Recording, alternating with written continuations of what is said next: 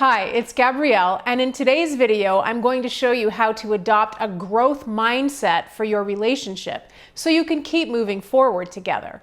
For over 12 years, I've been a licensed professional counselor and relationship expert in private practice in Boulder, Colorado, and my practice is grounded in the science of what makes relationships work.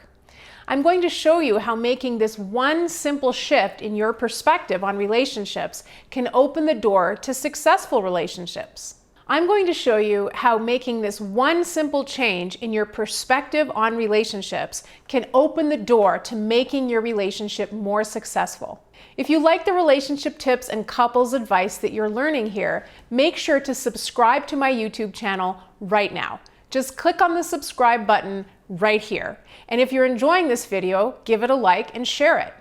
And please go to thepowercoupleformula.com for lots more information on how to build an amazing relationship, and powercoupleseducation.com to stay connected. One of the biggest obstacles to having a great relationship is the same obstacle that many people encounter when they try to accomplish any goal. It's getting easily frustrated and giving up before you've even gotten off the ground.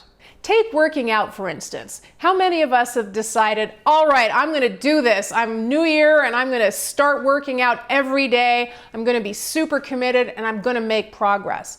Only to find that, a week or two into it, we just can't bring ourselves to go anymore, and that gym membership is just falling by the wayside. And as you're going to find out in this video, the same is true for your relationship. We fall in love, we decide we want to spend the rest of our lives with this person, but as the relationship deepens, we're getting more and more frustrated and just feeling less and less of a desire to really put the work in.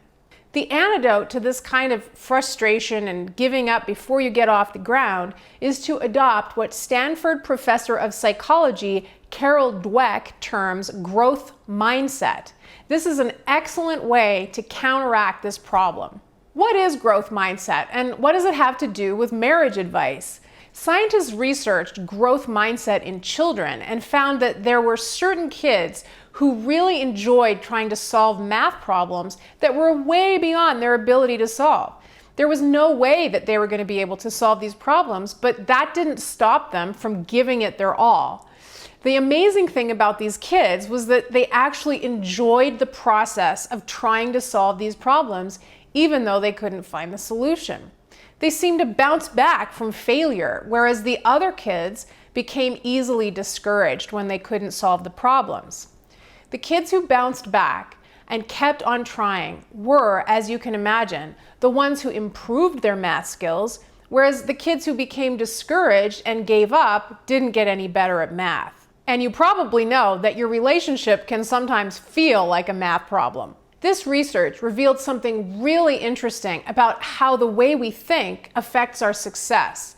People who believe that through hard work they can improve are more likely to keep trying. But what makes a person more likely to adopt the belief that they can improve through hard work in the first place? Well, we can look at attachment theory to explain why some people give up so easily and some people have an inner conviction that they can work hard and get results. As you know, if you follow the videos on this channel, there's a science to how we learn to bond to our parents or primary caregivers early in life. We all create a relationship template when we're a young child that tells us how to react and respond in relationships and what to predict. We bring this template with us into our adult intimate relationships when we grow up. This template is referred to as an attachment style, or a predictable way that we bond with another person. If you haven't seen the videos I'm talking about, make sure to go back and watch the Attachment Basics playlist on this channel. Basically, there are two main types of attachment: secure and insecure. In secure attachment, a child has many experiences early in life of being treated with affection, with warmth, and made to feel like the most important, special person in the whole world. And specifically how this affects a growth mindset is that securely attached children have an experience of sufficient support and cheerleading, you could say, as they start to encounter the world, when they start to walk and explore their environment, they're not put in a position of feeling like, oh my gosh, this is so much and I have no one here to support me, no one who has my back, nor are they treated younger than they actually are and treated as though they can't do anything. So the parents provide both the right amount of support for their child, but also the right amount of challenge. So because the child is encountering challenges that are age appropriate, neither too much nor too little, with the right amount of support, they have experiences of succeeding, of developing mastery over whatever those tasks might be, whether it's, crawling over there to pick up a rattle or walking down a flight of stairs. So think about a parent kind of right there in the background, whispering in the child's ear, you can do it. I know you can do it. You got to just take one more step and I'm right here with you. So they're not doing it for the child. They're still expecting the child to do it themselves, but they're also not abandoning the child or, blaming the child if they trip and fall. Over time, a securely attached child develops an internalized voice that is supportive and reassuring, just like their parents' voice is. Let's contrast this with an insecurely attached child. Insecurely attached families are those where relationships don't come first, so other things are more important, like whether it's work or performance or even taking care of the feelings of a parent. So instead of supporting the child and giving them the right level of challenge along with the right level of support, the parent either over-challenges the child and provides no support, or is kind of like helicopter parent and provides too much support and not enough challenge. So maybe your child knows how to drink from a regular cup, but you insist on the child using a bottle because somehow as a parent that makes you feel all warm and sweet inside because you still have your little baby and they're not growing up too fast. So that would be an example of a child being insufficiently challenged or not treated like as their chronological age. In a situation like that, the child can start to feel anxious because they're feeling like, gosh, maybe I'm not able to do the things that I thought I was. Maybe I really can't drink from a cup. I mean, mom doesn't seem to think I can. But on the other side, it can also be that a parent is expecting way too much from a child, that they're going to, walk when they're only 6 months old, or they're going to, master 2 languages by the time they're 1. Or they're supposed to go figure out a way to fill a glass at the sink and they can barely even reach the sink. In those situations, the expectation is way too high and there's also insufficient support. So whether you're over-challenged with not enough support or you're under-challenged with too much support, both of those are going to prevent you from developing an inner sense that you can succeed in life, that you can apply yourself to a task, and that if you work hard, you will achieve your result. Just to recap, when we receive the right amount of support and the right amount of challenge when we're little, we are able to internalize a sense of that we can do it, that we're good at things, that if we apply ourselves, we will meet our goal. And it's as though we have a voice inside of ourselves that's saying, you can do this, just stay the course, don't get too upset, I believe in you, I know you can make it if you try. That's the parent's voice that you learned to adopt yourself. And we call that in psychology having an inner ally. You can imagine that in families that don't have the right balance of challenge and support, those children are not going to develop an inner ally. It's like there's nobody inside who's saying, it's okay, you can do it, I've got your back, and I know you'll succeed, and I'm right here with you. So fast forward to adulthood, and the question is, how does the lack of an inner ally create problems in intimate relationships? Well, let's take an example. Let's look at Sam and Jennifer's relationship. When one person is trying to do some kind of new behavior, like doing something to make their partner feel loved, but they don't hit the nail on the head the first time around. And you might know what I'm talking about, right? You want to try and be a better partner and you try something out, but it just doesn't work. It's not really what your partner wanted.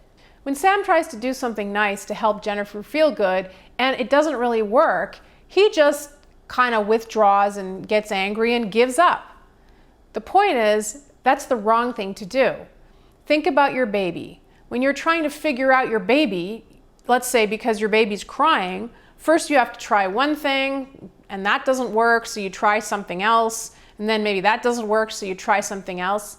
But the point is that you don't usually get it right the first time. You have to figure them out. And your partner is no different. You have to keep trying until you figure out what actually helps them feel better. And your partner's not a baby. They're actually way more complicated than a baby. So figuring them out is going to take some work. One of the biggest mistakes that couples make is saying to each other, just let me know what you need, babe. But the problem is you're not really putting any work in to try and understand your partner, what they need, what helps them relax, what gets them excited. You're just kind of expecting them to tell you what it is that they need. And partners need to be able to do a lot more than that for each other. So that's the mindset, is that if you understand that your job is to discover your partner, to continue to apply yourself and try different things until you find something that really works, that's going to get you the results. But it means that you have to have a growth mindset, which is, I'm going to apply myself, and I know that with hard work, I'm going to get there. At the same time, think about how you respond when your partner does something nice for you that's different than how they usually behave. If you say nothing or tell them that that was really bad or something like that, the likelihood that they're ever going to try to do something nice for you ever again is pretty small. But if you acknowledge them and reward them, even if what they did wasn't exactly what you wanted, but it was close, they'll be more likely to try again and do even better next time. So understand that even when you're on the receiving end of a new behavior, it still takes work. You can't have unrealistic expectations that your partner's going to get it just right when they're trying to do something new. Being generous, open, and welcoming of your partner's attempts to make you happy or to express love or be apologetic is going to go a long way to get you more of what you want. Here's the piece of relationship advice that leads to growth in relationships. With hard work, you can improve your relationship. And that means not getting frustrated when you don't get it right the first time, or when your partner's having a bad day or you're having a bad day. It means helping each other cultivate an inner ally by being warm, generous, and welcoming of each other when one of you does something good. By being warm, generous, and welcoming of each other when one of you does something to try and bring you closer. So be supportive of your partner be supportive of your partner when they try to do nice things for you, whether that's touching you, reaching out for your hand, or doing the dishes, or helping with the kids. Creating a healthy relationship means that you do have expectations for what each of you are going to get out of the relationship, like providing a sense of emotional warmth, safety, closeness, and reliability.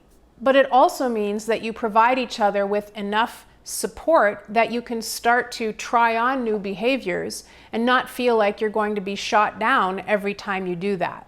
So growth mindset means providing your partner with all the support, all the warmth and encouragement, but also having a high expectation that you really can create a great relationship together. Now let's hear from you. What do you think you and your partner could accomplish for your relationship if you both adopted a growth mindset? Would it make you more compassionate, more confident, or more patient? Leave me your opinion below, and I'll look forward to reading it and seeing you in the next video.